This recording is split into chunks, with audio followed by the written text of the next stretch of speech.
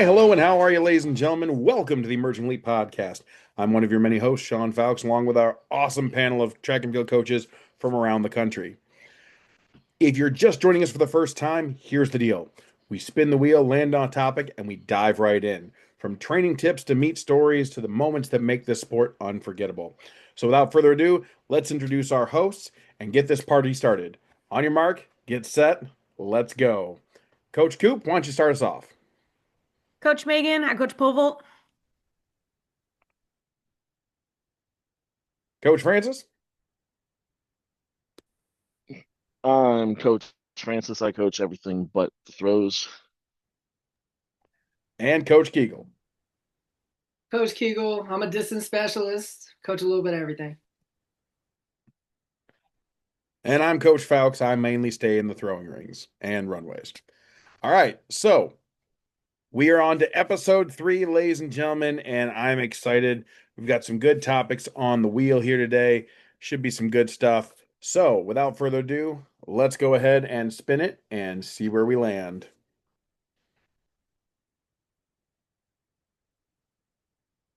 Ooh. How can teams be more accountable to each other and meet their goals? I feel like we did this one last week, didn't we? I think we talked more about individuals versus teams. Ooh, okay. Well, then, Coop, you want to start us off? How can teams be more accountable to each other in meeting their goals? Oh, Jesus. Okay. Um, let's see. In a high school setting, I think it's more challenging than a college setting because you have, well, I guess every school is actually different. So in my district, I'm not going to say my area because I don't know if other schools outside my area do, but in my district, sports are considered PE credits. So if they join their freshman or their sophomore year, they'll actually get PE credits. They don't have to do PE, then wait till after school and then do their sports practice. So it's difficult in my eyes because sometimes I will have kiddos that are doing it just to get out of PE. What their mind thought and process behind that was, I have no idea. But I think the best thing to do is when one individual gets in trouble, you kind of got to call them out on their stuff, do push-ups, run a lap or something. But when the whole team messed up, like for example, I would say about 2 weeks ago, my team left medicine balls inside our wagon, and this wagon is not supposed to hold that much weight. That's how the wagon has broken in the past.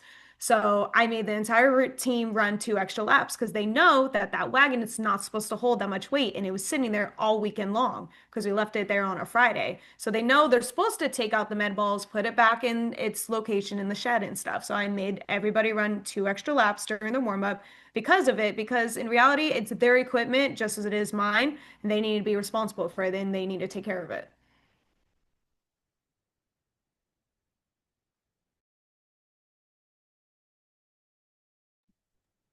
Can I go if I'm ready? Yeah, just jump right in. All right, cool. So for me, a big thing is the coach being very clear at the beginning of the season what you're trying to accomplish. And once you define what the goal is, at least you know everybody's on the same exact page of what they're trying to do. And if they have any questions at that point, they could talk about it then because you can always bring them back to what the original goal. And we talked about this as a team. We agreed that this is what we were trying to do. And if you can't all be clear of where we're supposed to be, then it's going to be really hard to even have a goal established as a team in general. Everybody will be trying to do their own thing, and they're not going to be worried about the team.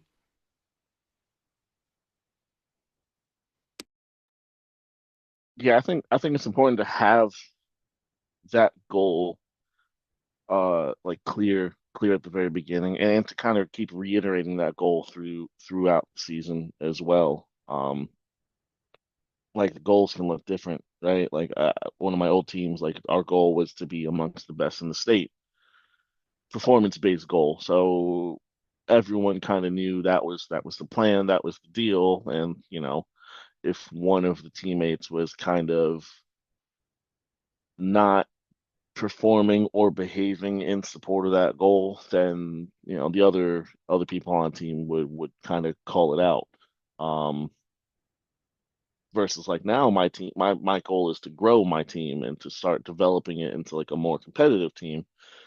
And so now it becomes more of like rather than like performance based, it's more of like, hey, are you coming to practice? Like, are you going to be at practice? Like, hey, come to practice, like kind of stuff.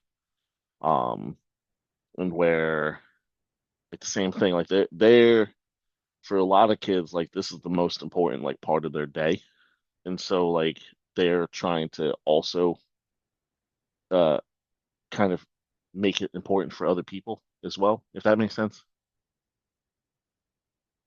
I don't know, Sean, what do you think? No, I think that certainly does. I think there's a piece that we all have to acknowledge with our groups, and that is you are one of many, right?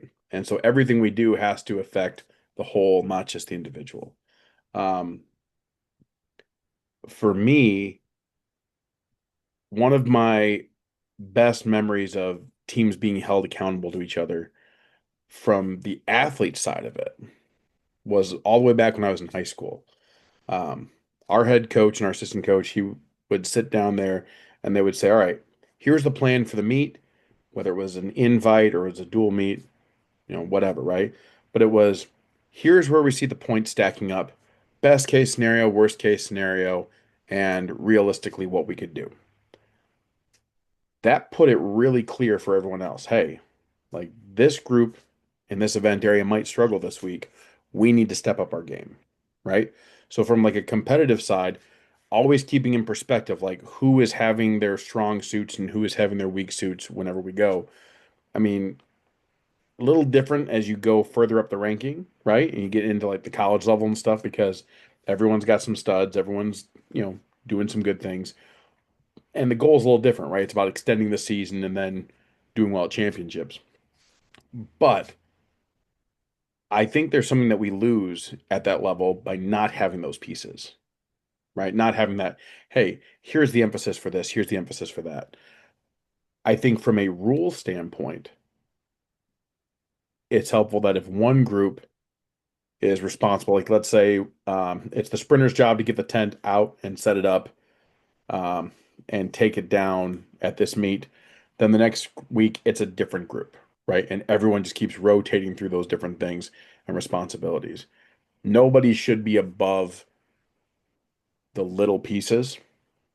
And I think it was actually you, Frankie, that reposted something about the New Zealand All Blacks, where it was, Are we allowed to swear?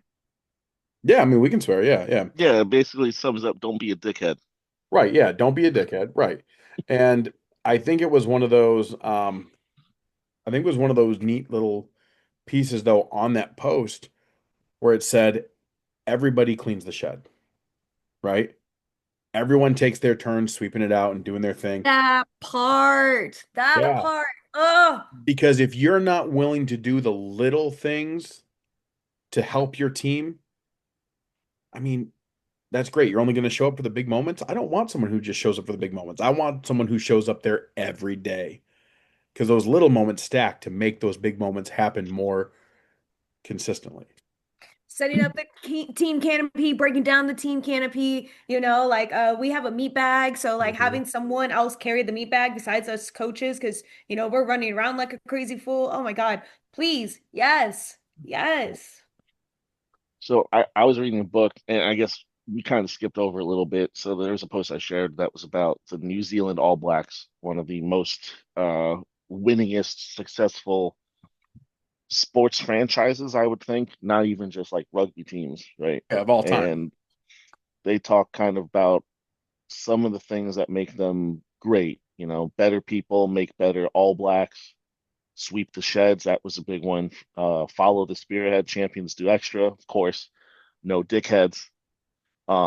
Character being greater than a lot of things. And I did read a book a couple years ago about the All Blacks where they talked about the shed sweeping stuff. And the whole idea about that is like humility and respect, kind of like what you were saying, where it's like no one person is greater than like the sum of the team. Like no one is too good to, pick up a broom and sweep up after. Like no one is too good to put the tent away, carry the tarps, hold blocks for somebody. Um, But that was a good point too. Would you consider efficiency as part of it? So like for me, like I have warm-up cards that we have, and like so not only do our captains have it, but each of us coaches have it, and we have it in our meat bag as well. So that way if a kid doesn't quite remember the full workout or the full warm-up, like they can just pull out a meat card and they'll follow it. So like they know the drills, it's just they can't think of the exact orders. Like would you say efficiency would be part of it too?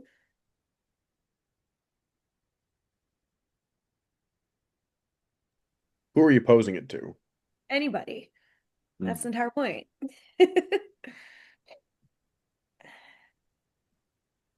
I mean, efficiency is good, but I know a lot of teams that are, and probably for lack of better phrasing, a little more disheveled than some, right? But the buy-in is there from their kids, right? So it may not look like the most polished thing, but they show up. They do the little Mhm. things, right? It may not be the most efficient way of doing it. And some of that comes from time and experience, right? Like the way I do things when I coach an event is different now after 20 plus years than it was when I first started, right? And there's some things I've polished up to make more efficient. There's some rules that I've had to tweak over the years because they were too cumbersome, if you will. They're just like too like grand scale and they need to be more narrow to like what the actual point of what we were trying to do was. Mhm. So, I mean, efficiency can be good, but I'd take consistency over efficiency. Fair. I think it kind of goes a little bit too back to the overall what's it called, accountability for the goal too, between the coach and the athlete as well. I know the question was originally like, how do teams keep themselves accountable? And I guess it kind of goes the same way. But if you can't even take the warm up seriously, like to the point where like you do it every day, like after 2 weeks you've got it memorized. Like if you're not going to take the time to take it seriously or do it in the right order or do it correctly, like at all, it's like you're not taking, like if you can't take the warm up seriously, how can I expect someone to take, competition seriously, take practice seriously, take the weight room seriously? Like the weight room, Part of the especially. relay. Yeah, you're going to screw up my real life. Then why am I going to, actually care about what you do at practice? Like if you're not going to care about practice, um, it's like Sean and I keep talking about this. It's like Ted Lasso, the locker room. It's just practice, which is itself a reference to another thing. But if you're not going to even take practice seriously, then how can I trust someone? And I guess it's trust, right? Like how can I trust that a kid on my team or my teammate or even like another member of my coaching staff is going to actually,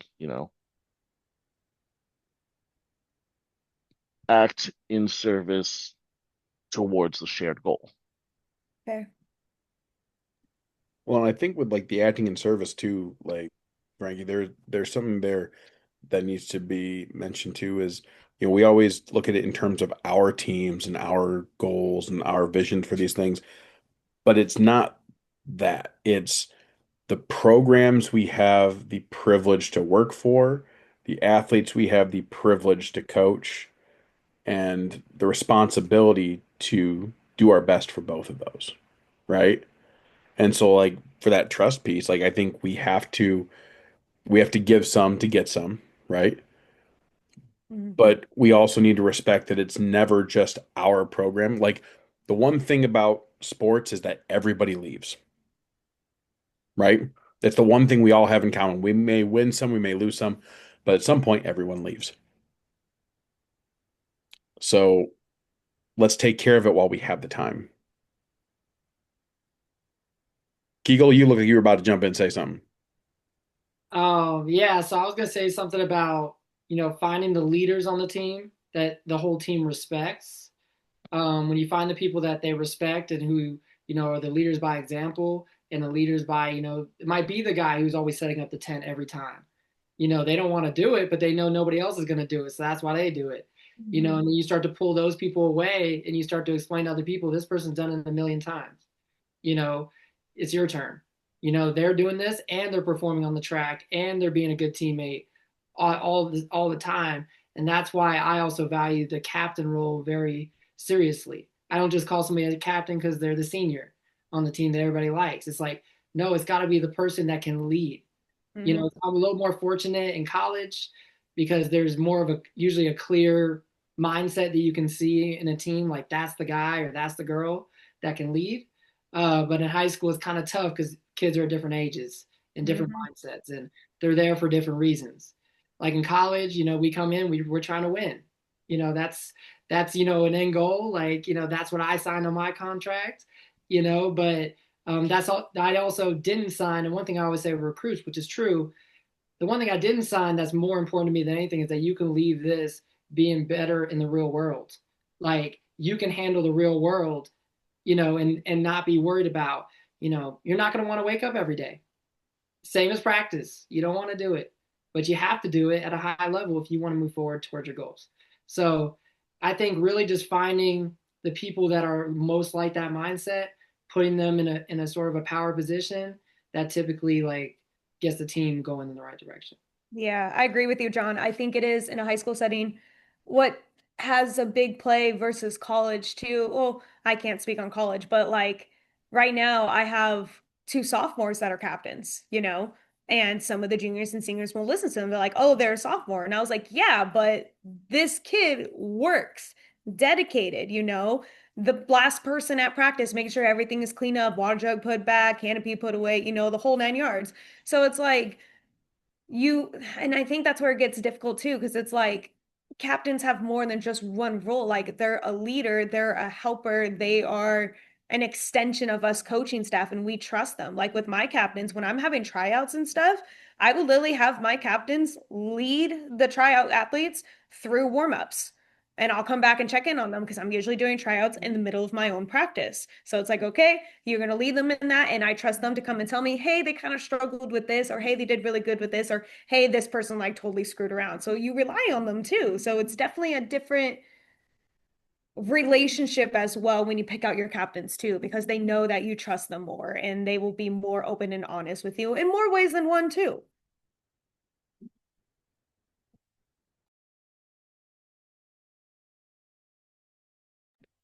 I would almost like to ask as well, what about the times when you pick the captain that you know is right for your program and your vision, but may not be the one that the program necessarily likes or respects at this moment?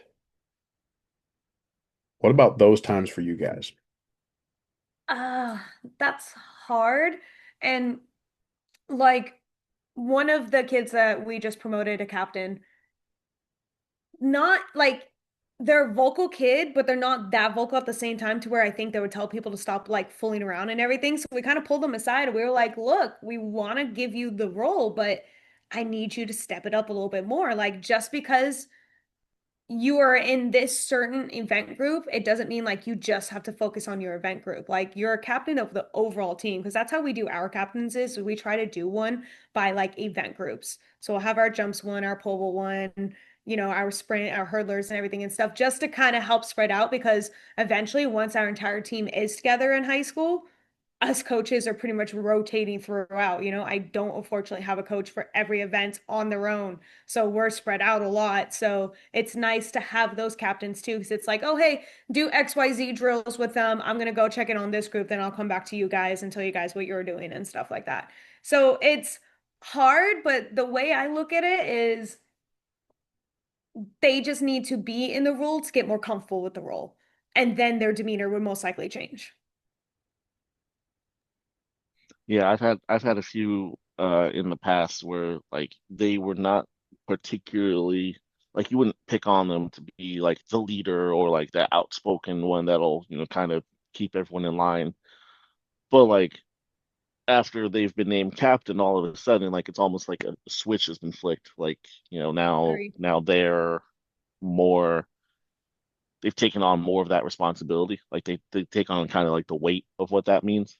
Hmm. Like I'm having a hard time right now with like my seniors and like my juniors on one of my teams. Um, where it's like I will, because I'm juggling cross country and track preseason, most of the time I'll be with cross country, but then track will, I'll give them the workout, I'll give them what I expect them to do. And oftentimes I'll check in.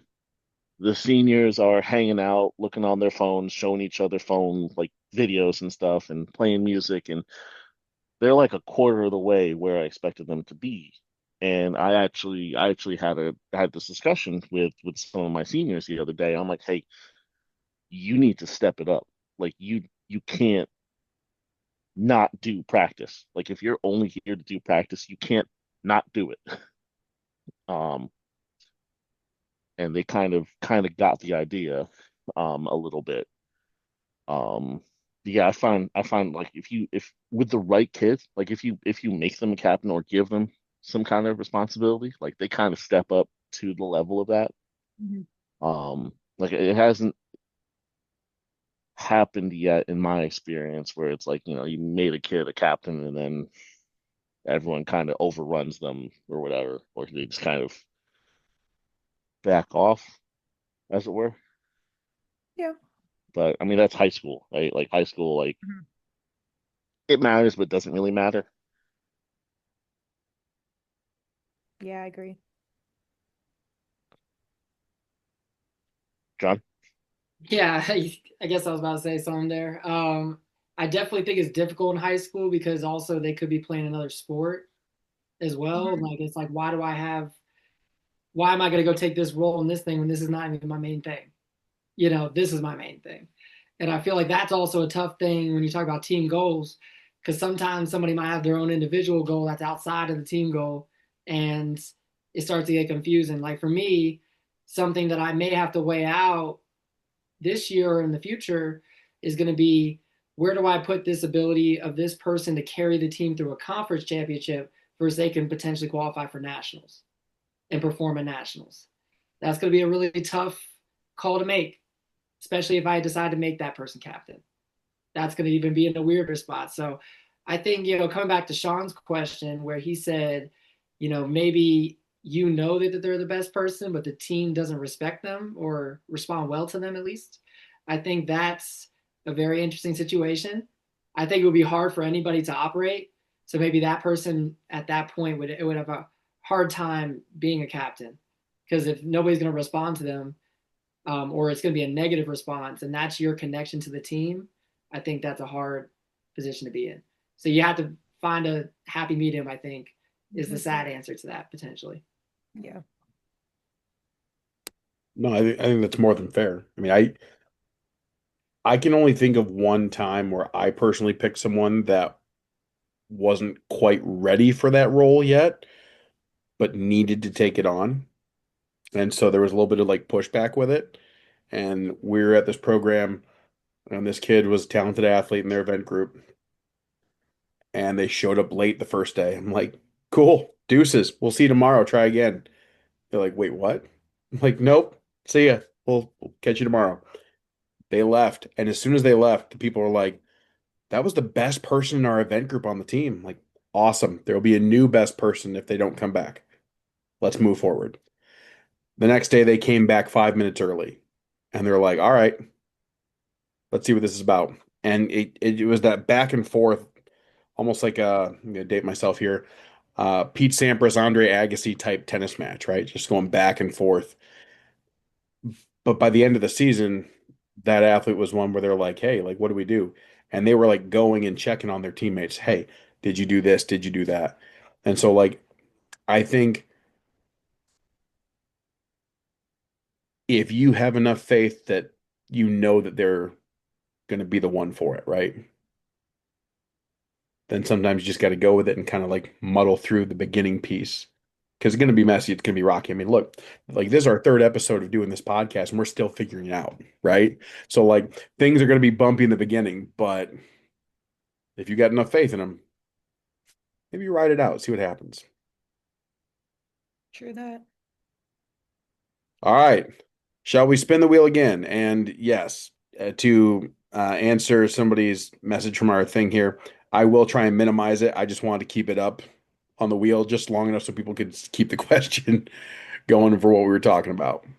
Let me go ahead and share it. The main thing though is like when you're looking back, then we're gonna be such smaller boxes Yeah. Yeah. recording. So All right, so let's go ahead and jump into our next topic here as we bring up the spinning wheel of topics. Gotta love this thing. All right, we're going to eliminate that one from the board. Ba-ba-da-ba, and give it a whirl.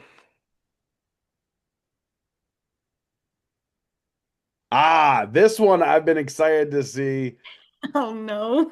I think Frankie's going to have to start us out with this one. If you were trapped I on a second that deserted one. island, what I would mean, be this your was default mine. instinct once the initial panic sets in? Yeah, so this one was mine. Um, I put a question in there that wasn't track related because I figured, well, that would be a good conversation in general. If you were trapped on a desert island, what would be your default instinct once the initial panic settles? Like, let's say, uh, one of the movies that like I watched like when I was a kid was Castaway with like Tom Hanks. So like that kind of like, oh, I'm on a deserted island. What after the initial panic? What's your like first priority? Like I would say my first priority would be like, all right, I need to get food, I need to get shelter. And like that's it. Like I would just build stuff. I just start building stuff, basically. Guys, I'm so screwed. I'm allergic to fish. So it's like, I don't even know what food I can Good. have. Good. I would die. Megan's out. Definitely I'm on the shelter. episode of Lost and I'm the first one gone. Hey, definitely shelter. What if there's fruit? I mean, okay, if there's fruit, then yes, obviously, but like, what are the chances on a deserted island? There's probably birds and iguanas or something you could eat. I mean, there's something. And I'm like, I'm a spice girl or like a sauce girl. Like I like chicken, for example. I can't eat like chicken alone. Like I gotta add like some steak Yeah. sauce, some ketchup, depending what it like. You're cooked. I can't. You're I cooked. I So feel like I feel like in this scenario you're a whatever person Yeah, because you're gonna have to deal with it. Ah. that's gonna be tough. I'll be the one climbing the trees and like building shit. That would be my job. How about that? Okay. So Yeah, Frankie, like that. Like in this go for it. scenario, how long do we think we're going to be trapped for? We're that's it. We live there now. Like Oh, we don't know. You don't know. In this scenario, you're on a deserted island. Okay. Like maybe you get found. Maybe within a couple. Maybe within a week. But Yeah, I'm finding the realistically, volleyball, and I'm getting Wilson 2.0, right? Oh no. but like realistically, you have no idea how long it's going to take for anyone to find you, if at all. I'm building boat and GTFO. Oh wait, that is risky. Then all you're gonna have is the fish to eat. Like, what are you doing? But like, where do you go? Yeah, you're done. Somewhere. Somewhere. A boat and a dream. That's all you got. Maybe a big enough fire would catch somebody's eye, right? Have you I'm not getting watched an shelter. episode of Lost? I'm getting shelter. I'm No, but sorry. I'd like, I think to keep my sanity, I'd try and be like Bear Grylls and imagine that there's like okay, so I have two options: get eaten by this thing or eaten by that thing. I'm gonna take the first one and see what happens. Not the accent.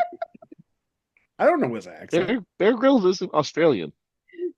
I don't think. Well, that accent is, I don't know, it's Bear Grylls. What do you want? He has an accent, doesn't he? I think he made up his accent. He's British, isn't he? Yeah, he is British. He is British. Don't ask me why I know that. They're colonized. It's fine. All right. No, I mean that's it's a mindset kind of question, right? Where it's like Coop's first question is or first instinct apparently is just get out. Like leave. Mm, yeah. I don't know. I think mine would be like, how do you keep your mind from going to that dark place, right? And that's where like finding the volleyball, name Wilson, or like carving like like a face in a tree, just to like have that. I know, weirdest thing, right? But just to have that conversational piece, just to keep your mind in somewhat of a normal state, to be like, all right, I know I'm probably up the creek without a paddle here, but if I can talk this out, maybe I can figure something out at least long enough to maybe survive. Maybe. Maybe get rescued. Yeah.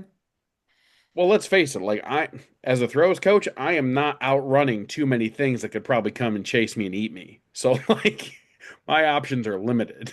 I'm not afraid of heights, so you'll probably catch me climbing the trees or scaling the rocks to try to find something. So Hmm.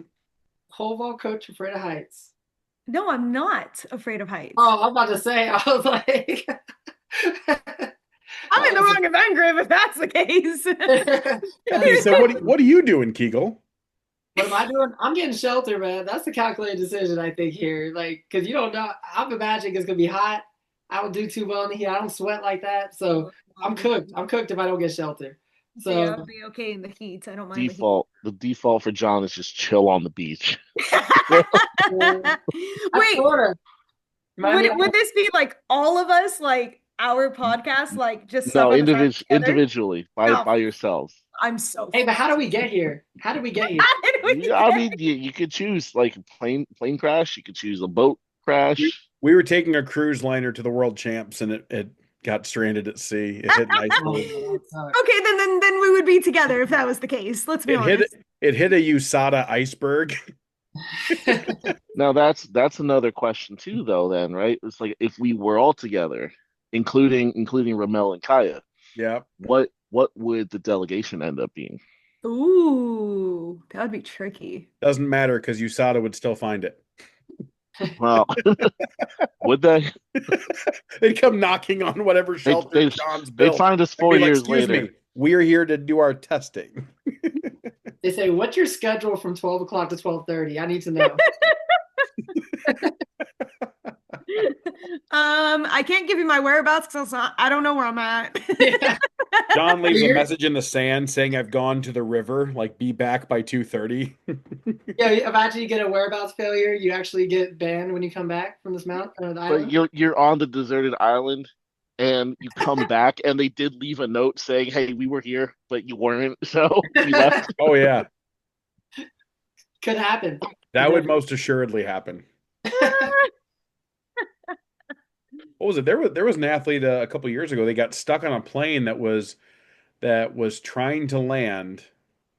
I think it was Nick Ponzio. I could be wrong though, but it was somebody was on a plane and they were trying to land and they couldn't get off the plane and they couldn't turn their stuff on to check in and the plane was delayed and so they had like a whereabouts violation because they Wow. couldn't just like say, "Hey, here's what's going on." But aren't you supposed to give like your travel? travel, information? Yeah. But if your travel gets delayed, like if you're in the like, I think they were like stuck in the air or stuck on the tarmac, and they couldn't get out to like get to the other point Okay, they had but, to like, on time. Any decent human being would look up the flight and be like, "Oh, have they landed yet? Oh no, they're delayed." Like you don't track like I track my friends when they're in the air when they come and visit me and stuff, or if my friends are going somewhere else. Like no? Is that like just a sorry you weren't here at the time that you were supposed to, even though it's not your fault. Big F you. Like what? I don't know, the fact that you're tracking all of us while we're flying now makes me want to play the Michael Myers. Da da da da da da da da da da da da da. I'm sorry, I care, okay? I'm gonna start traveling by train.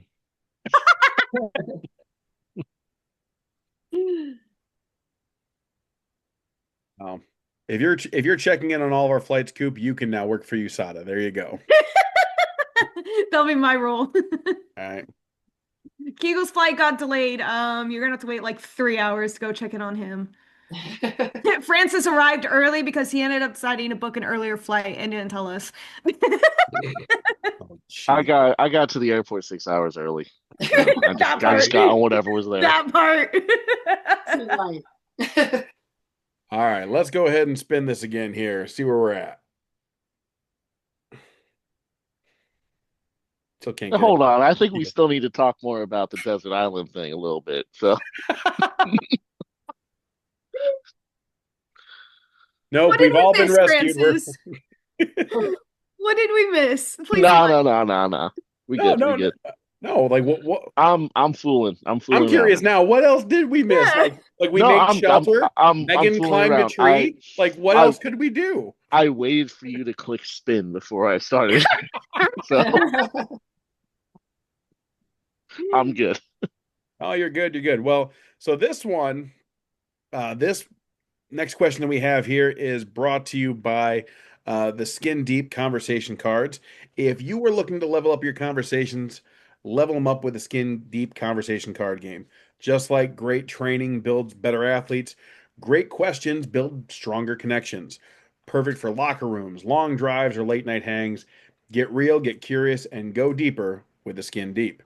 So this one comes from their team building pack and is describe a time you felt like you were operating at the very top of your game, and what did you have around you? I feel like this should be a Kegel starts off question. Oh, Amen to that. all right. Can you pull the question back up again as well? Just want to make sure I answer the last part right. Uh-huh. See, this is why I leave the thing up there. Now it's gonna become a I just proved Megan's thing wrong on accident. he's like, I want shelter and I want the spinning wheel up. That's all I want. I was still thinking about it. I'm like, shelter. I'm getting off the island. He's like, like I I like need Megan's idea. I need my There's no Vapor food. Max flies, I need my shelter, and I need a spinning wheel. And maybe some SPF. I don't know. You're looking a little pasty. Hey, Maybe I'm some not that SPF. extra. Hey, West Virginia will do that to you, man. So, oh, all right.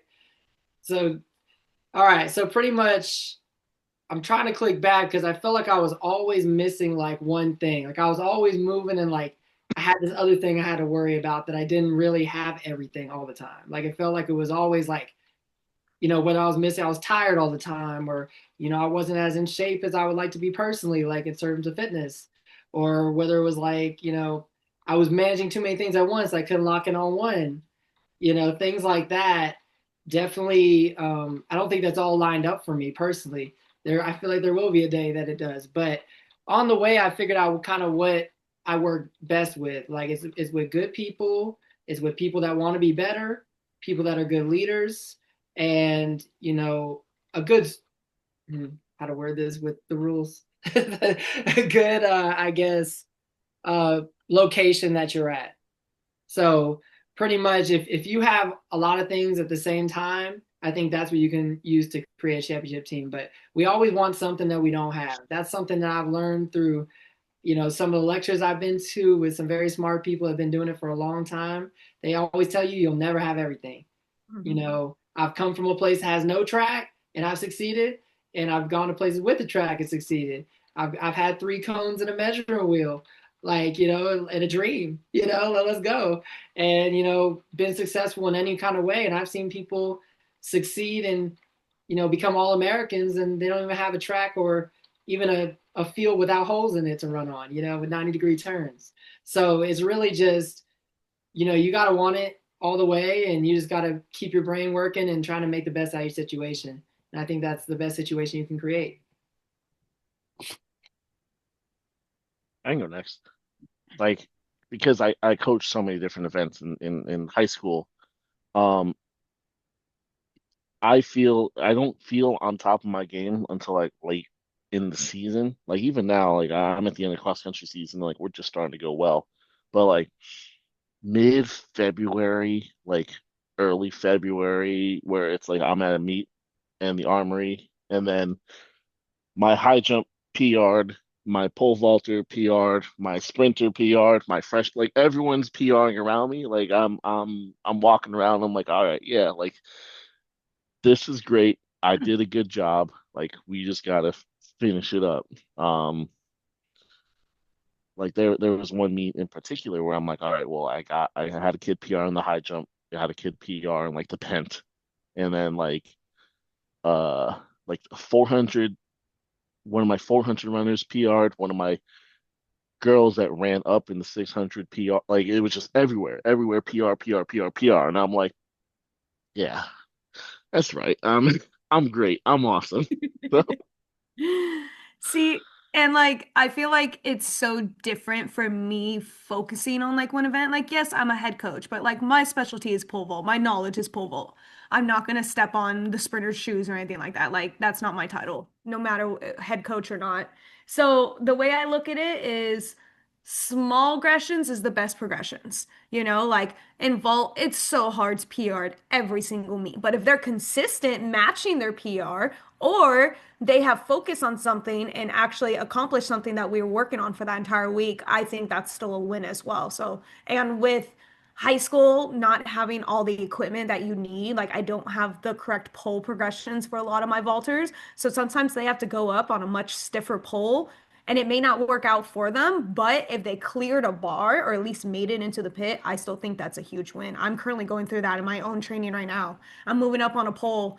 I'm terrified of it. I'm scared of it, but I can take it into the pit right now and it's comforting, but I got to do it from a 5 step instead of a four. And I've gone a little bit slower since I've trained from last year. So it's difficult, but I'm like, hey, I made it into the pit and I didn't die. So I'm winning somewhere. No, that's fair. That's fair. I'm kind of big piggyback off of Kegel's thing though. Like I think when I was at my top or my I felt like everything was just kind of hitting the right groove and everything was good. I had the right combination of facilities, people who were open-minded, Mhm. good leadership up top, and not just like our head coach, but like our AD too. Like our AD at this institution knew enough to know that they didn't know track and field as well as our head coach did. And our head coach knew that they knew enough about their little slice of it that they needed to bring in people that they could trust to run the other pieces. Right. So kind of like Megan, how you were saying that you wouldn't go and step on the sprinter's toes. Our one coach, he was very good in like high jump, right? But his better thing was just kind of the overall program management. And then he brought in people who were excellent in jumps and hurdles and throws and gave us the room to be able to create our visions that we had to live within the overarching concept of what they wanted, right? So facilities, communication, support. Like I think those things were things I've always strived to find since. Um, I've had some combinations of those like since that institution, but it would either be like I've got the facilities, but the communication between people just isn't there, right? They're just not used to communicating or they're not effective communicators. Or there's no support because they've just never done it any other way. Like I've been to places where they're very small-minded and this is how we've done it for ever. So this is how we're going to keep doing it. But you never got better than this point, and we're striving for here. Mhm. So that complacency, it's like, well, is it complacency or is it comfort, right? If it's Mm. comfort, are you really pushing for success, or are you just doing just enough that people can expect you to do the same all the time? But that to me almost leads to like, well, if I keep doing X amount well, what's the next step? And if there is one, why aren't we going after that? Like don't bring us into a place where we're going to be complacent being the middle of the pack team, right? Like bring people in that want to help you push to be better. But that's got to be that open communication piece between your head coach, your assistant coaches, your athletes, right? Like Mhm. so yeah, I think facilities, communication, support, and not being comfortable. Because success lives in the uncomfortable spaces. Mhm.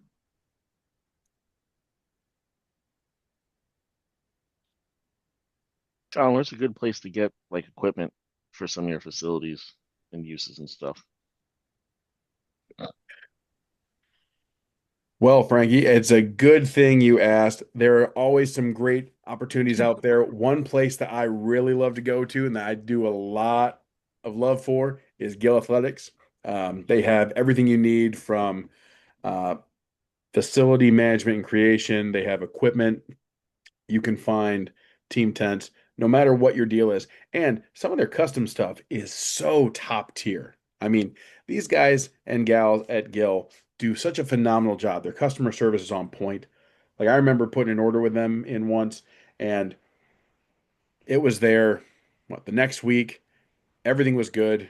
I tried another company previously before them. Not going to name names on that one. And it took like 6 phone calls and 3 different attempts, and the things were still not correct, or they were cracked or broken. So if I've got to put some money down, I would certainly give Gill Athletics a chance to shine there for your athletic needs. We did this a while back too. We kind of talked about some places that we really trust and love and like to put our business towards. Coach Kegel, is there anywhere that you found on the distance side where you're like, hey, like this for me has really good training tools or things that I love to show support on the distance side or a company, if you will? That's tough. That's a really, really hard question from the distance side because distance runners are pretty picky on what they like. Like it changes, like they might have 3 different shoes for 3 different things.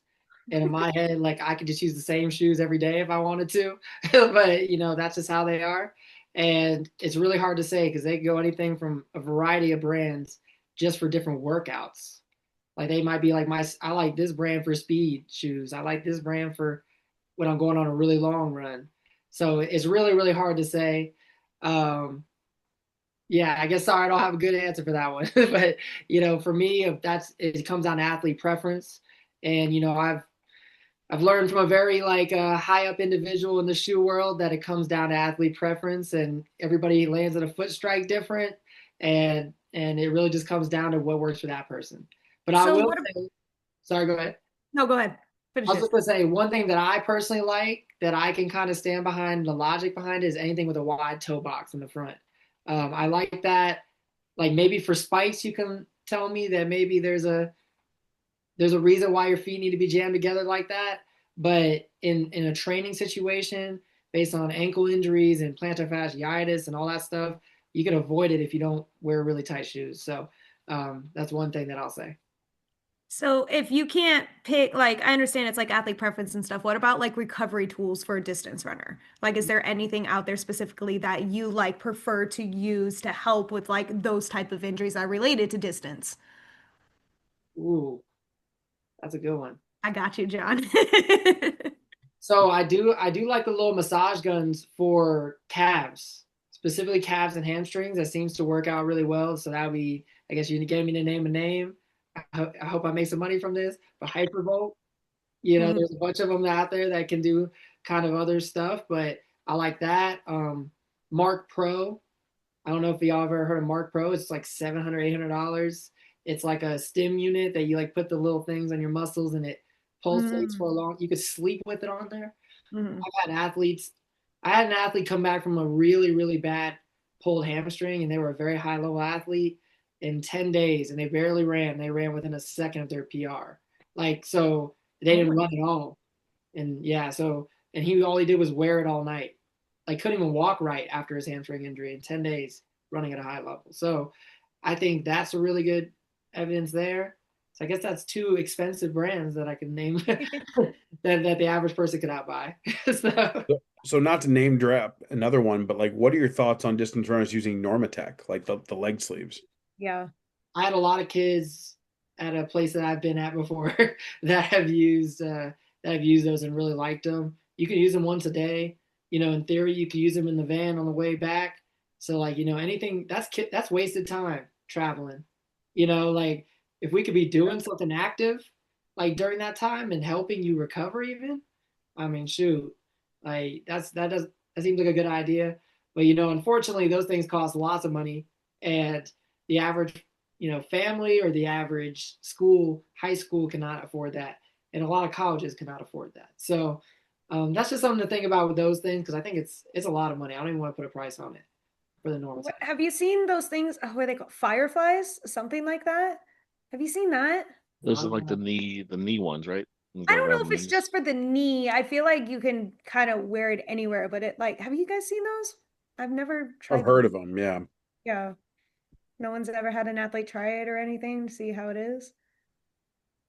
I never Yeah. heard of it. Really? Like it's literally like this small, tiny band almost that you put onto your leg. Like the most I've seen in videos I've seen on like Instagram and stuff is like you put on your leg and it's just like forcing your muscles to contract and stuff. And like a lot of people wear it like how you said, like when they're traveling and stuff. But it's Yeah. this Yeah. Mm. Yeah. tiny like little device. Yeah.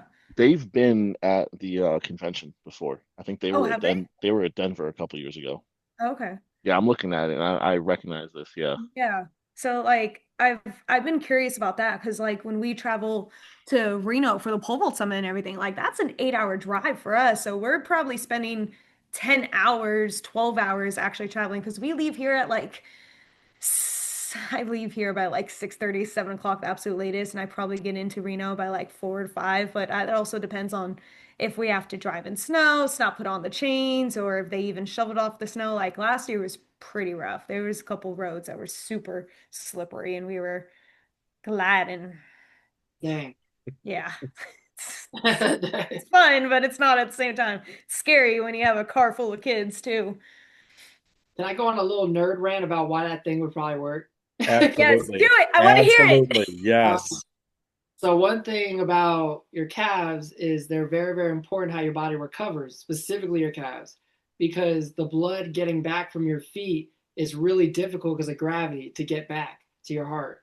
So the only way it can get there is either you pick your legs up, which a lot of people do, Mhm. right? Or your calves have to contract because they have like little, I guess it goes in like your vein on the way back, and there's little things that catch it, like it's like a checkpoint, like Oh, every time it contracts. yeah. But that's the way it gets back to your heart. So if you could figure out a way to keep that pumping, that would make sense how you could recover faster. That's why a lot of people like do the leg thing because it brings the stuff back to their heart. Yeah. Interesting. Makes it easier. Yeah. This sounds like we need to do like a convention episode where it's just the vendors.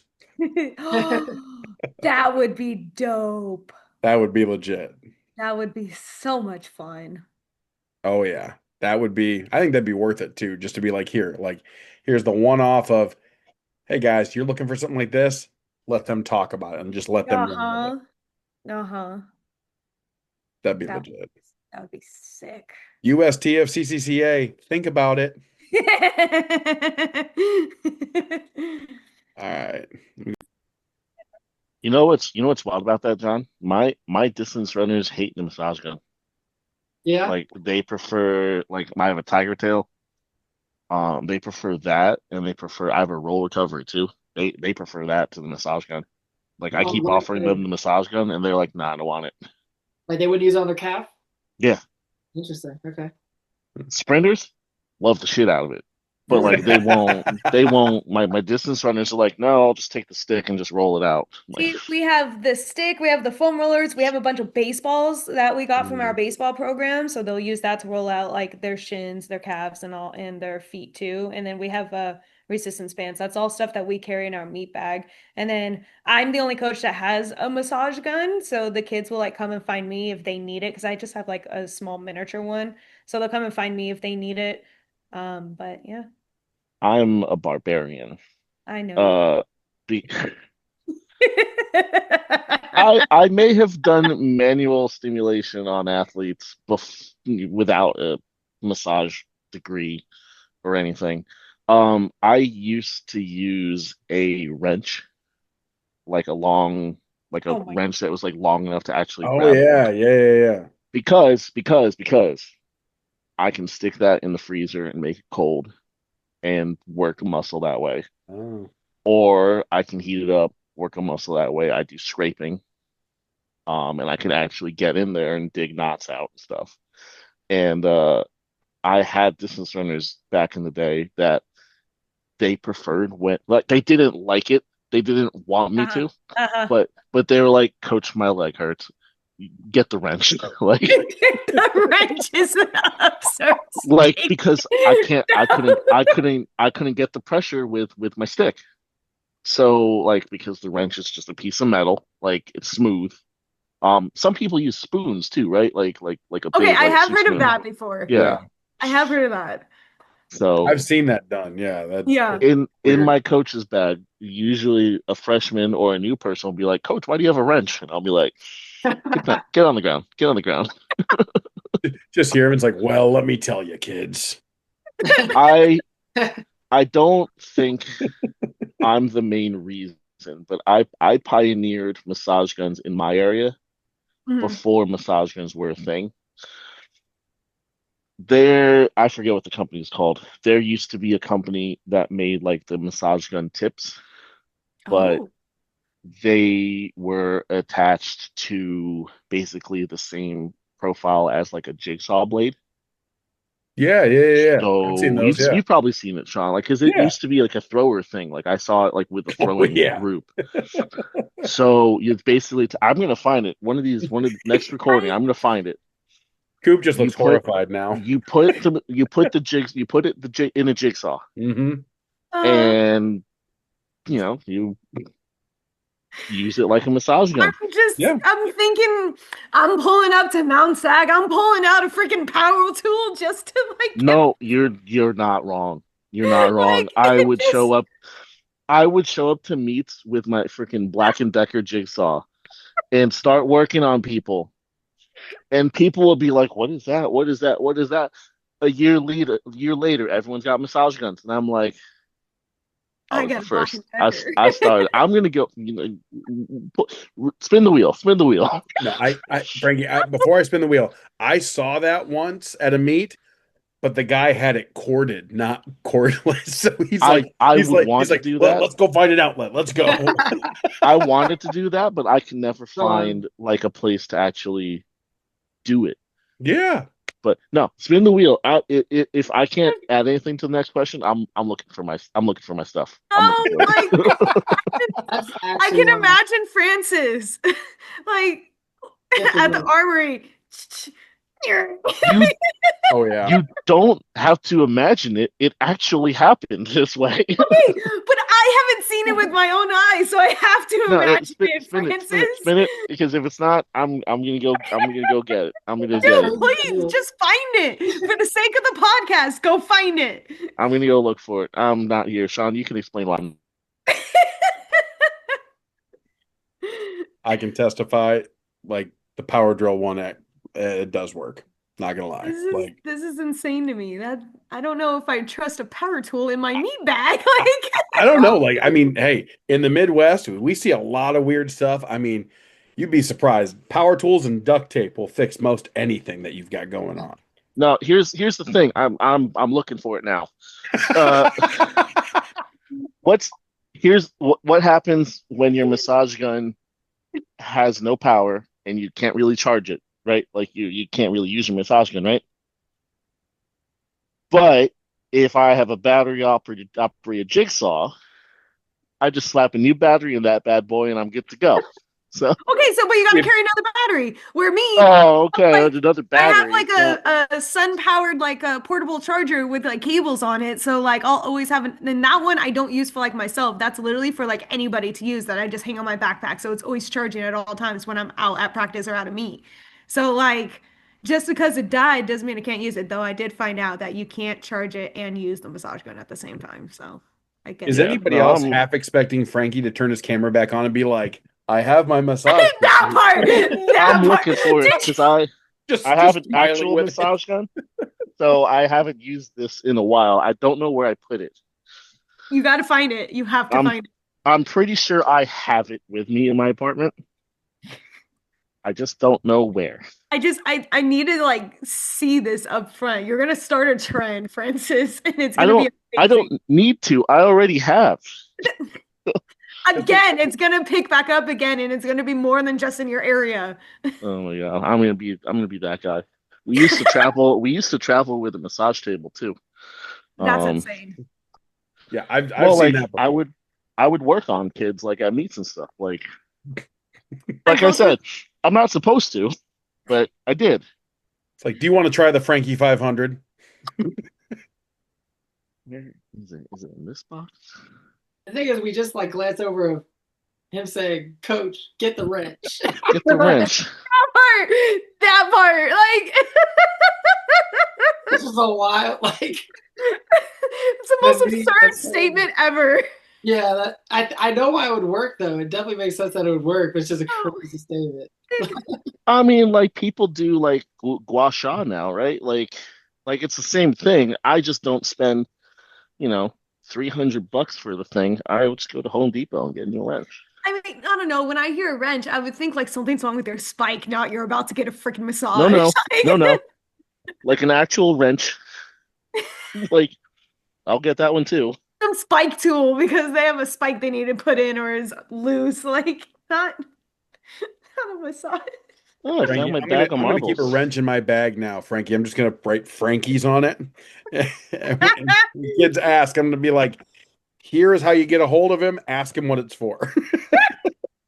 Do you ever I'm it's spoiled. You ever have a conversation with Mac Wilkins or seen any of his stuff? Yeah. I mean, his video was one of the first videos I saw like on like VHS way back, and like I'm actually staring at his like gold medal discus VHS on my wall of like DVDs and stuff.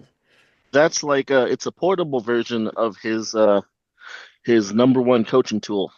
When Oh an yeah, athlete's doing it wrong, you just find the nearest steel column and just have them, hit their head against it 100 times, and then maybe they'll do it better next time. yeah, I remember that. Good times, good times. I think we're not. I think no luck. I don't think I have it here. Oh, it's all right. The next episode, he'll show up and he'll just be like, Yes. I'm gonna he'll, keep looking because I know I have it. he'll do the thing where he comes up from below and he's like, "Welcome." Hi, I'm Coach Francis, and You just hear I'm like a the Home Bring Depot power in tools to the track background. meets. I shop at Home Depot. Shameless product placement. I love it. All right. This episode is sponsored by Home Depot. You want to buy stuff, but you can't afford MF Athletic? Go buy Home Depot. Oh my gosh. Like when you don't have that Lowe's money, go to Home Depot. Rich boy shopping at Lowe's. Hey man, like Lowe's, Menards, whatever gets the job done, sir. Mo what? Yeah, we've got places out here called Menards. I've never heard of that.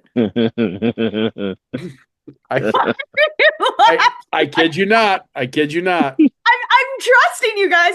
I've never heard of that place. They have a I catchy shop- jingle too. I shop at a store called D's Nuts. Menards, D's Nuts. No, okay. Yeah, that's where he got the wrench from. All right, let's go ahead and spin the wheel here. Oh, Jesus. Nope, not in the chat. This is why did the girls leave me on this episode of all episodes? Right. What is What the is most that? common technical mistake you see in your event group, and how do you like to fix it? Oh, Jesus. Was this one me again? Probably. Probably, yeah. Nah, pick another one. No. The wheel spoke. Deal with it. We've picked all three of my questions. If this is Big my other one. whoop. Who cares? It's the random wheel of topics. It's the man. wheel. Like, The wheel is just in your favor, Francis. Go buy your lotto ticket after. It's not very random if it picked all of mine. I we don't had think this 12 one's mine. topics to pick You're hurting from, the wheel's man. feelings, dude. I don't think this one's mine.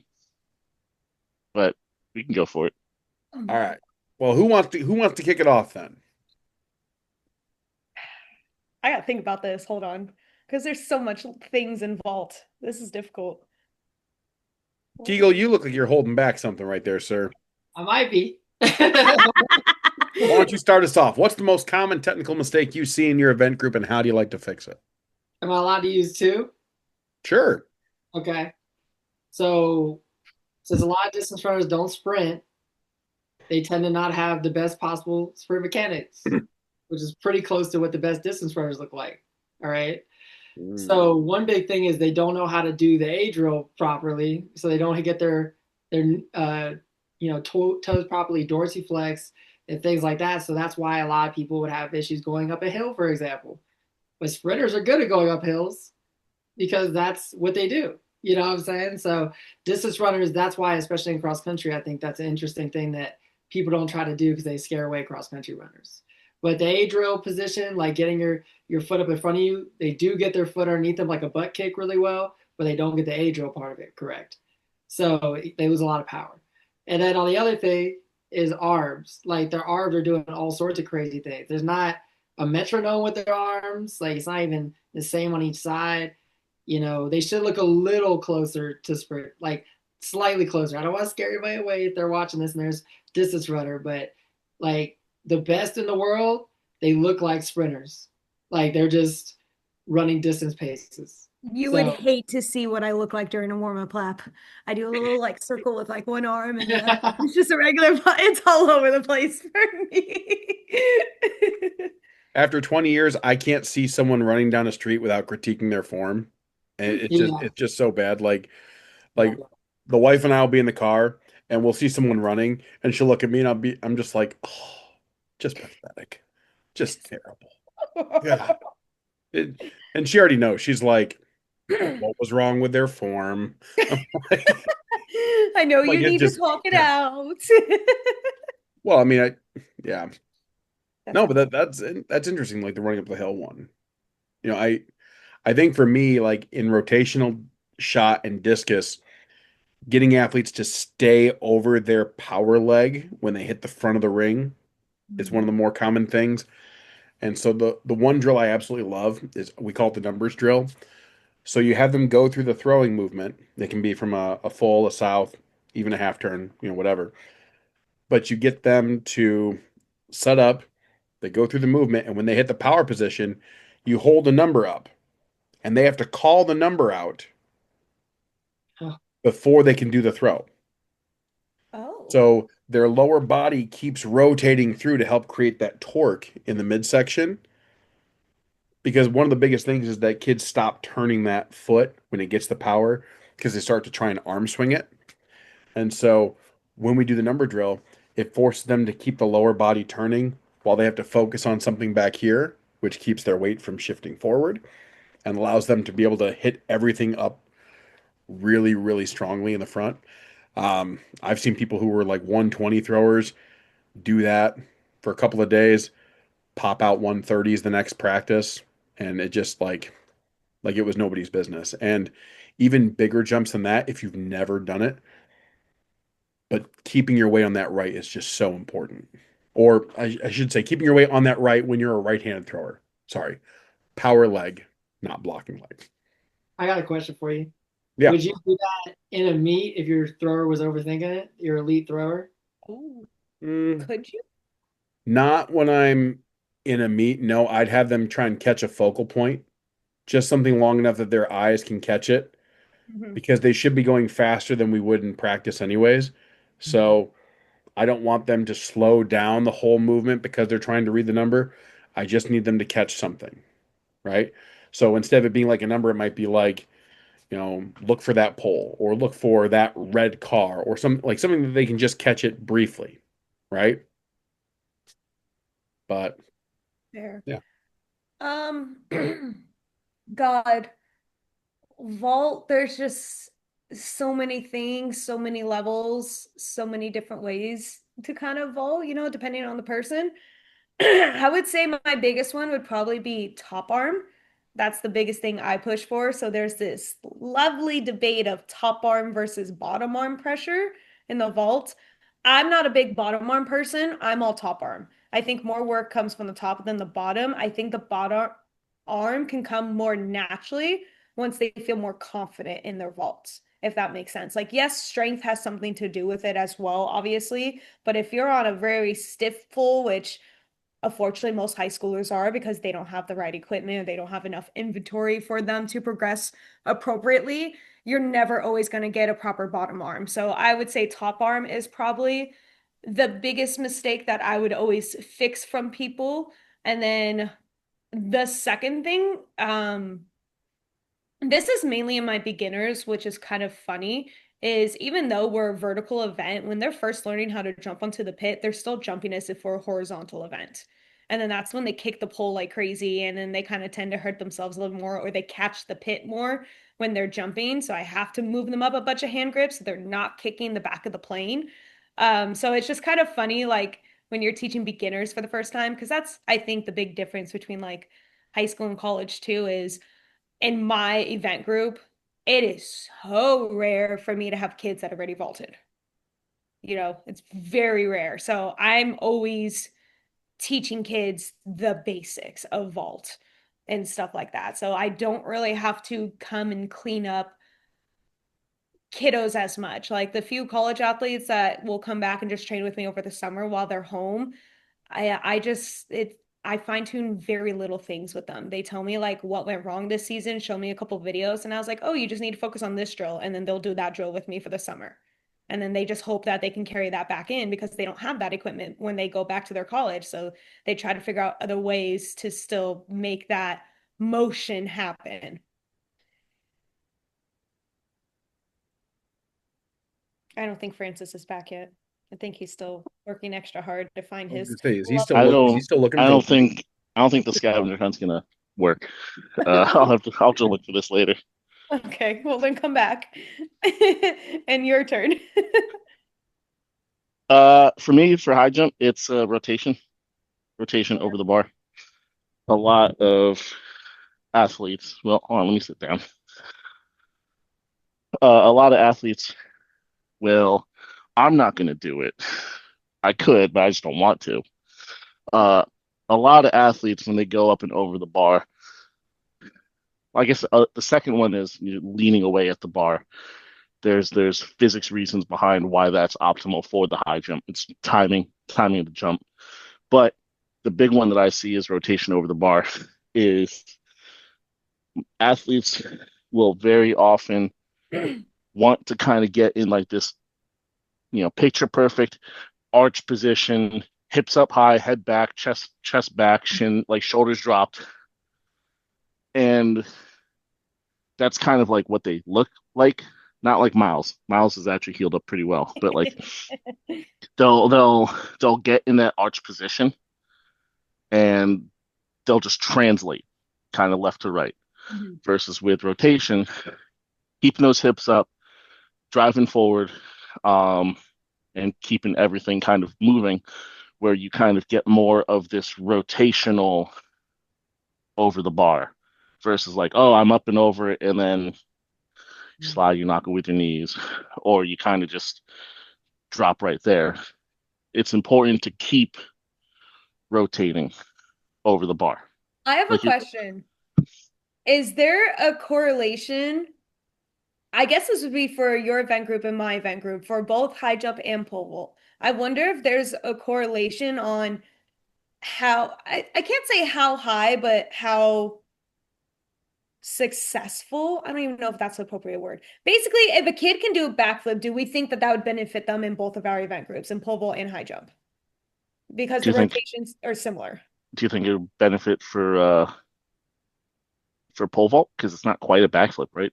It's not quite a backflip, but I think that the quick whipping motion that you need to do in order for you to land on your feet in a backflip is very beneficial in the vault because that's you loading the pole. But the only difference is in a backflip, you got to tuck in your knees so fast and that kills the energy in the vault. So that's why I'm like, there's a fine line to it, at least in pole vaults. But I do have kids who can do a backflip and they tend to move poles faster.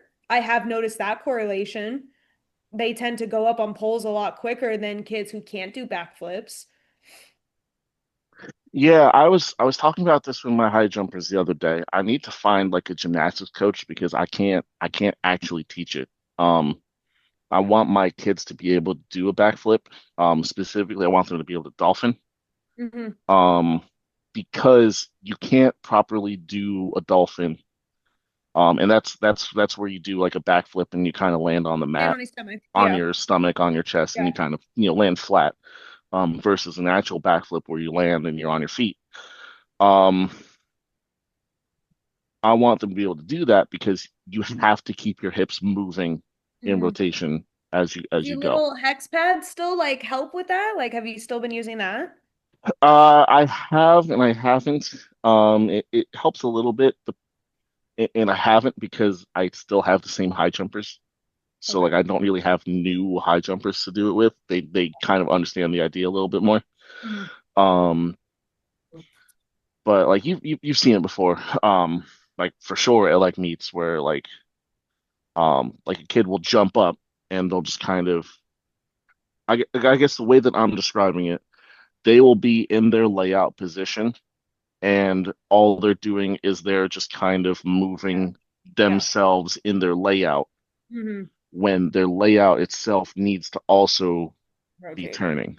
Yeah. Like they've Um, stopped at that point. Now they're just trying to kick the legs up so they don't hit the bar versus Yeah. continuing the movement. versus that rotation is what's Yeah. going to get the legs out of the way easier. And I think we probably have the same problem, Coop, as like Bubka's invert, where like people took picture of Bubka and then they're like, oh, that's the position we need to get in. Yeah.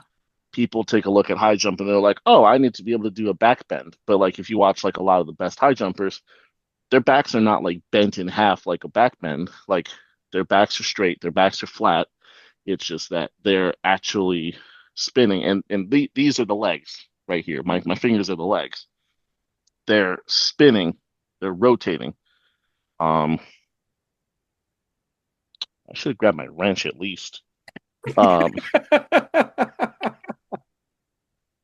where I've got the bar, and rather than rotating over the bar and getting out of the way, more people are trying to get into that layout position and then get the legs out of the way. Hmm. Yeah. That makes Um, sense. Hey, would you say that's why a lot of people fail with their hips or with their lower legs is because they're not doing that? Yeah, because they're getting up, they're getting their hips over, and then now everything's over. They're not necessarily used to let me keep everything dropping back, keep my head back, keep my shoulders back, and then everything kind of rotates out of the way. Like high jumpers, a lot of high jumpers that I've seen and like some that I've worked with, you know, they'll be staring at the bar, and as they're traveling over the bar, they're still staring at it. They've kept everything in a fixed position rather than kind of rotating around the axis of the bar. That makes sense. Yeah. I got a Uh, question for you too. I have another one, if you don't mind me cutting in here. Um, what do you do if you have a kid that doesn't point his plant foot towards the back end of the mat? which way are they pointing it? They're parallel to the mat. You fix that. You fix that. You take as long as you need to fix that. He's a 6'7" jumper. Don't care. He could be a 6'10" jumper if he fixes it. Or I see that. more more likely, he's a 6'7" jumper in spite of that. More He's likely, 5'5". he's get that's a crazy differential. Yeah, That that's. is. Holy crap. So I have to throw you like some crazy stuff because that's the reality. It's like, how does he? Is there some weird thing that he's doing to? And that's why you got to answer my phone calls, my dude. um, no, I mean you've seen one of the classic high jump videos. It's the Stefan Holm where they talk about the plant, and it's a slow motion. It's poorly lit. It's the one where they have like the broom or the high jump standard that's snapped in half, and they Uh, have the guy that throws it and it hits the ground and rotates. yeah. That rotation is what you want. But to answer your question, John, there's another part of that video where they talk about the forces that are at the plant, and they have like a zoomed in of like his foot at takeoff, and you see like his foot is like almost like folded unhealthily at the ankle. And I believe it's planted properly. It's been a while since I've looked at it, but by planting parallel to the mat rather towards that back corner, that kind of introduces a level of instability because now you're trying to go in one direction and your foot is not aligned with that direction. So some of that force might end up transmitting incorrectly through that plant, through that takeoff, Um, he probably isn't, well, I mean, he's a 6'7" high jumper, so he's got a lot of power. But I'm gonna guess that there's probably some issues with like his position and his layover, like with rotation. But does he also have ankle issues or knee issues at all? No, it's honestly crazy. It's That's wild That's wild. because So wild. you should fix that How do before he does. I fix it? You just back him off on the drills. Have him plant properly, and that might be a result of like where his like how his curve is, where the exit of his curve, his curved approach ends up being. Um, it's definitely going to be a comfort thing for him, because he's used to that plant. That might be something where like his high school coach taught him that, and it worked all high school. It worked all this time until he got to you. Mhm. No one said anything to him. Yeah. And so he just kept on doing it and he's had a lot of success. But there's a lot of force going through there. And if it's not directed the way that you want, which is going vertically up, it's going to go through his ankle. And he's going to be the highest high jumper sitting in the stands. So, wait, I have a question, John. For your kid, I'm guessing they jump pretty close to the plane, huh? You If have to if you have your foot parallel. Like, he there's no way. runs like vertically at the mat. Like he has almost no J. He runs very vertically, and at the last second puts his foot in position to plant and goes straight up. And like he is athletic enough to like Just I don't honestly it's crazy to watch. It's What What are his other weight room what other sports numbers? did? Oh, sorry. Go ahead. I was going to ask, what's his power clean? And like, have you done any like jump testing with him? so we've done power cleans, but he hasn't his form isn't where it needs to be to do like a real 3 rep. Mm, Like he again, athletic, generally correct positioning, but not good enough to like risk it. You know what I'm saying with him? But he's a junior in college. What Like other sports did he do? he played football. that okay. makes sense. What Position? position was, yeah. What's up? What What position? position did he play? Ooh, I don't know Small, that. probably he's small. He's probably like a running back or something. That's what I would Well, I guess. mean, Or safety. I was gonna say free safety or strong safety. I mean, Yeah. because if you've got those hops to go up and defend, I mean, Uh-huh. it would also make more sense as to why there's less of a curve if you're used to attacking in straight lines on the football hmm field versus in hmm that. I was also going to ask like if he had ever played basketball That's true. Yeah. I don't think he's very because good at basketball, but he's like a good athlete. I'll say that. okay, so yeah, I mean, I would That's a good assume thing. that some Yeah. of it's that football piece, right? Uh-huh. And so like if he has a hard time with that curve and this is out of left field and so Frankie can tell me I'm full of it if I'm wrong here. And please do because if I'm wrong, I don't want to, I don't want to be wrong. Um for me in that case, I'm looking at how he would approach it from a football stance, like how he would attack it if you were trying to attack a receiver, hmm if he were that defensive guy, right? And then try and put cones up to be like, all right, like we're gonna hit and go, we're gonna go up for the ball here. Like I did one time where I would take a high jumper and I'd throw the football up and they have to go up and try and catch it and Yep. like try and make that catch going over backward with it just because they understood how to go up for the ball. And so maybe if you had cones set up to like help him get that angle so his foot's on that back end, that's where he has to go hit the point of attack to go get the ball at the high point, quote unquote. I mean, maybe something like that, but like again, like Frankie, what are your thoughts on that? Because Yeah, I've done that. It's hard for me to time it like with throwing a ball and having them catch it because I did have football kids do high jump also, yeah, and that kind of made sense to them where they're running and they're trying to catch it, at well, the because there's apex. rotation there too, right? Because I Yeah. mean, you're going Yeah, one way and now you have to rotate up here to get this. So like, yeah.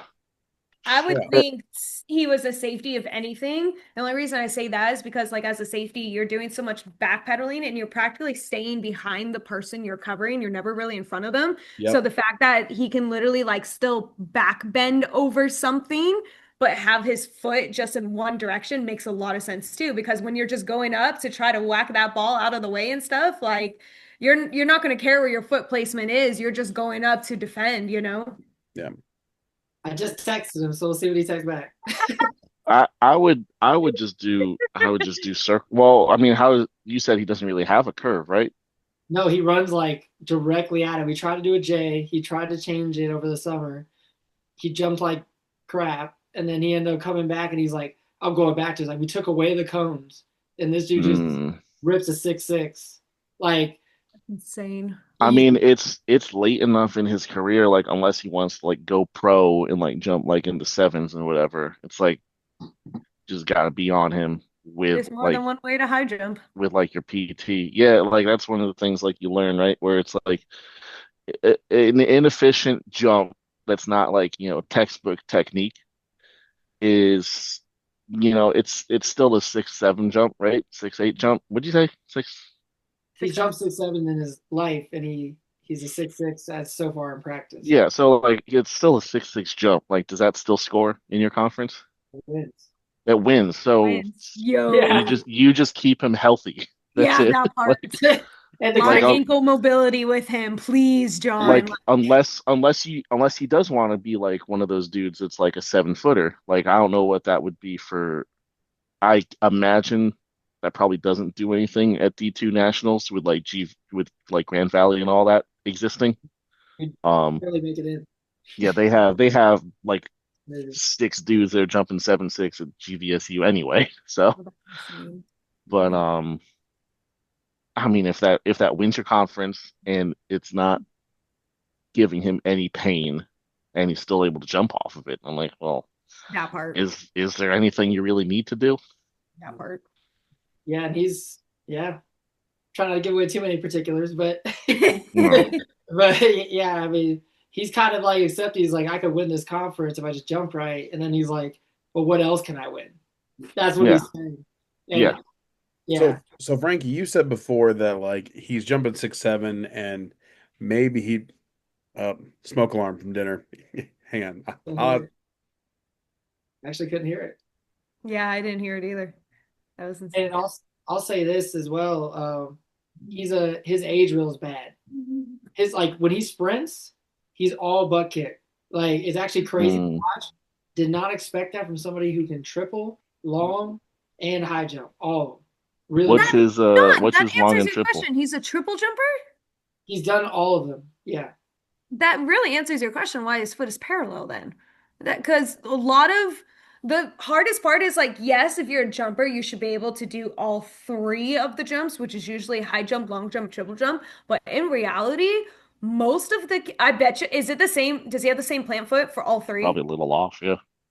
Yeah. That makes 1,000% correct. Because when I had a long jumper and a high jumper, she actually had different feet. So she jumped off her left in high jump and she jumped off her right in long jump. So that actually makes a lot of sense if he's using literally the exact same foot for every single jumping event. And what were the votes, by the way? He just texted me back on the position. Oh, safety. Running back.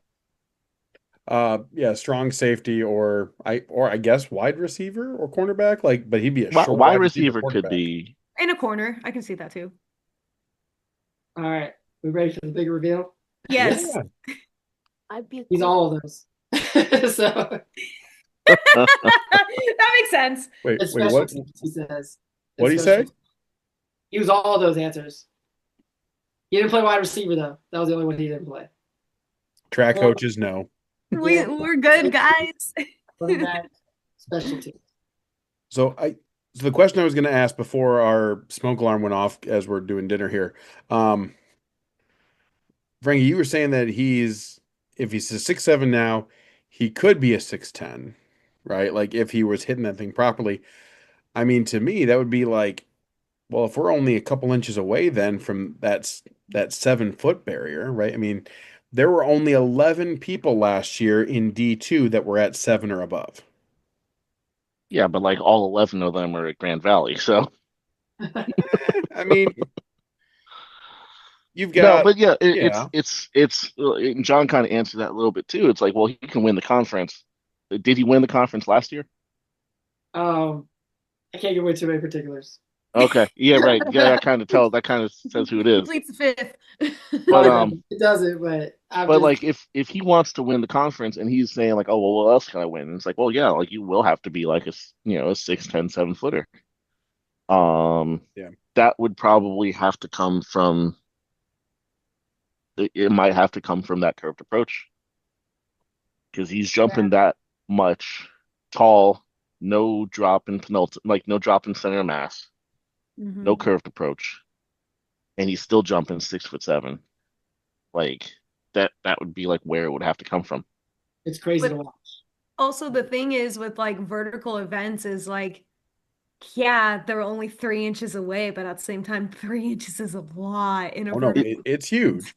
But he's got Is 2 he years to work with him though. That's the thing. Like if you're not thinking of it as a I've got to do this in a couple months, you got 2 years to work with him. Like Sure. that's the difference.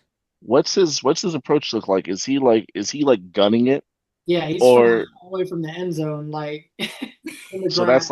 that's like what, like 50 feet, 40 feet out, It's Yeah. yeah, and it's he's straight line towards it. yeah. Honestly, like I've been letting him just kind of like I'm watching how he's doing it and trying to take as many notes as I can. Because like he notices when I'm videoing him, and he's like, and he doesn't like do things the same way he would normally do it. So I have to kind of like visualize it and watch him. Like he's one of Mm, those. He's very particular. Like he knows what I'm doing. He's smart. Like so like I have to watch it with my own eyes, and he's just like eyeing it out. He's like, oh, I know this is my mark, and he's like measured it out millions of times from like this spot in the end zone. So I how have does he measure his mark out? he measures it with a tape measure, like going Okay, out he does do tape at the measure out. Okay, yeah. because that would be wild if he was just like, Stepping it. it's always in the end zone, it's Yeah, always that here. part. Like, Honestly though, he's kind of like that. It's like kind of freaky. Like it's like he one big thing that he couldn't do, which you said it was called a whales. Like that's Dolphin. dolphin. that you land in the Dolphins. belly. Yeah, we do those like, and it definitely one thing I noticed with him was he would look like he couldn't do a backflip straight back.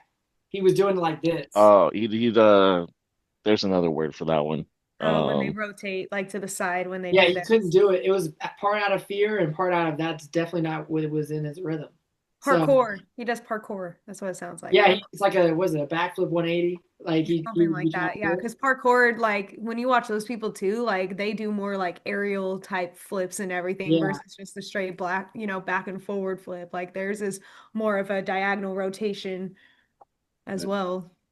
it was actually it's kind of wild to watch. But then like he finally stopped getting scared and he just did it, and he's been able to do it on repeat. Bro, that's That's insane. crazy. It's the same dude could throw a shot put 9.5 meters, 10 meters. Just 10 saying. meters. That's right. It was 10 meters. Just saying. How would you know that information? Well, if they're throwing 9, they can jump 6, 7. I've got to imagine they've got the strength to be able to throw 10 meters, sir. Hey, it was a close practice. Coaches know. It's like statistic. Hey, if you've got enough leg power to jump 6, 7, you can go 10 meters in the shot. what's his triple jump? Does he jump with you or 43. triple? Yeah, I didn't hear what you said. I heard 3 at the end.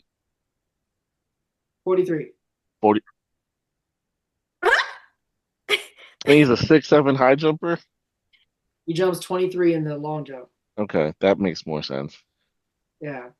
So he's more like he's like powering through that jump then. Yeah. Yeah. I was Like gonna it's say, not like taking that speed and elastic, turning into No, the he's not doing vertical. anything right. And No. probably no drive phase. There's probably no drive phase No, in he's his triple. gunning it and he's jumping. Yeah. Bruh, when he sprints, like I'm telling you, cannot be the age drill. Like he cannot do it. Like he's the only one that can't do it. Like it's Wow. crazy to watch.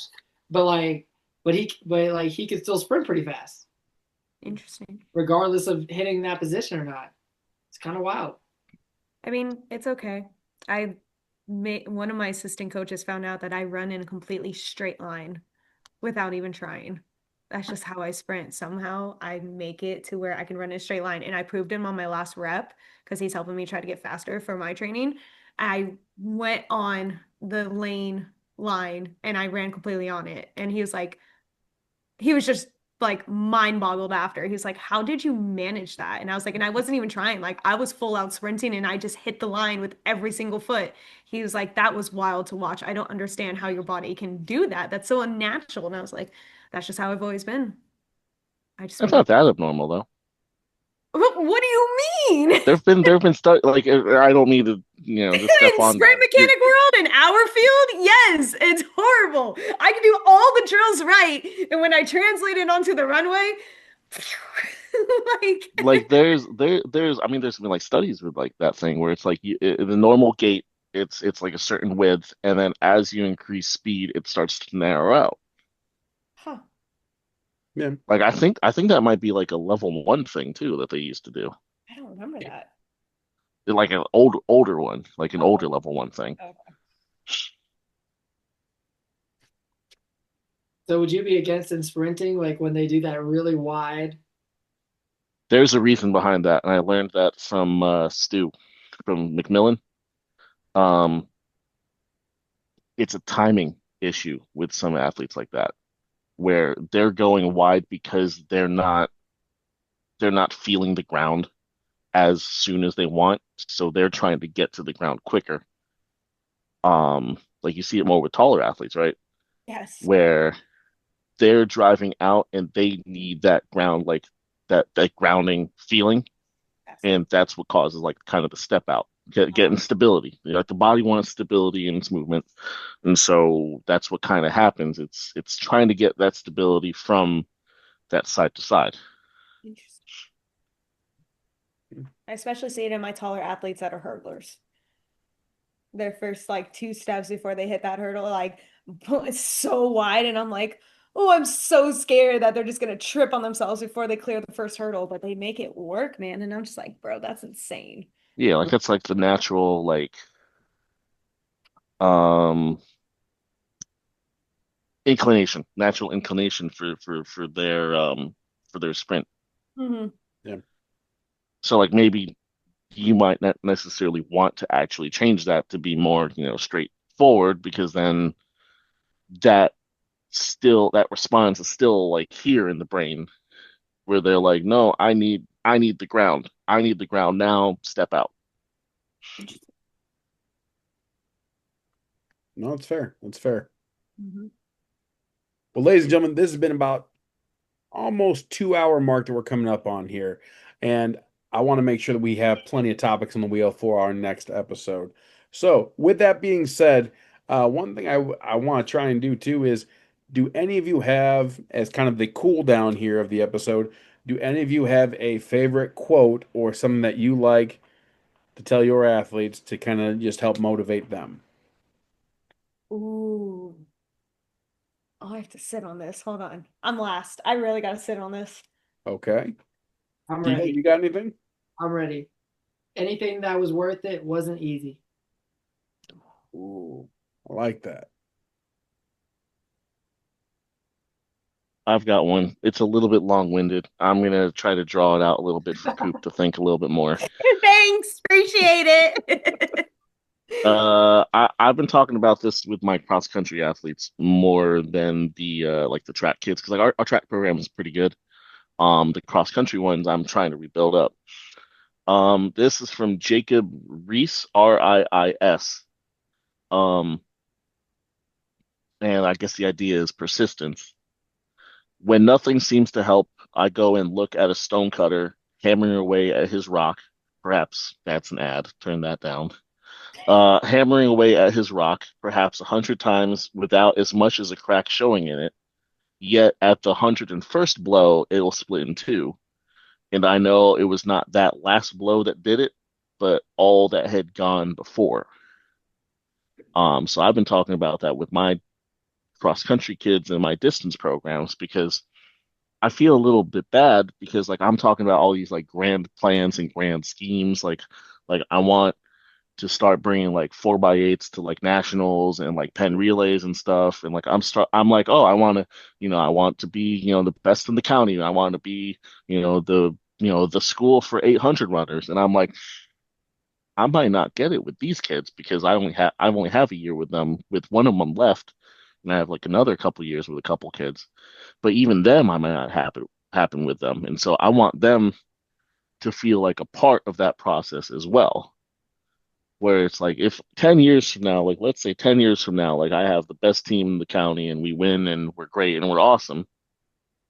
I want that team to know, and I want my kids now to know it's not that team. It's this is the shared success of everyone that was leading up to that result. Okay, I got it now, Francis. You don't need Okay, I got it. I started to kind of falter a little bit there. So Go, Sean. I'm last. No, you're good. You're good. Mine was from my high school coach. He would always say, there is a difference between good and great. Be the difference. Ooh, that's a good one. Okay, so I'm not like fancy like you guys and like know the actual author and shit, but mine would always say, the one thing I would always tell my vaulters is never compare yourself to others and remember your small victories. Because vault is so technical, I think every time I go in, I always give the kids like, yes, it would be nice to PR, but let's hit our goal of our swing. Let's try to get more inverted this meets, and stuff like that. So that's why I always tell them, like, again, the same thing with the small progressions is the best progressions. That's just a huge thing in vault world in general and stuff. So it's the small victories that it is the big wins in vault as a technical event. Legit. All right, well, ladies and gentlemen, that does it for this episode of the Emerging Elite Podcast. Make sure if you want to follow us, you can find us on YouTube and Spotify, and hopefully we'll have some more content pushed out to our social media here soon. But with that being said, we hope you all had a great time, and we look forward to seeing you around the track.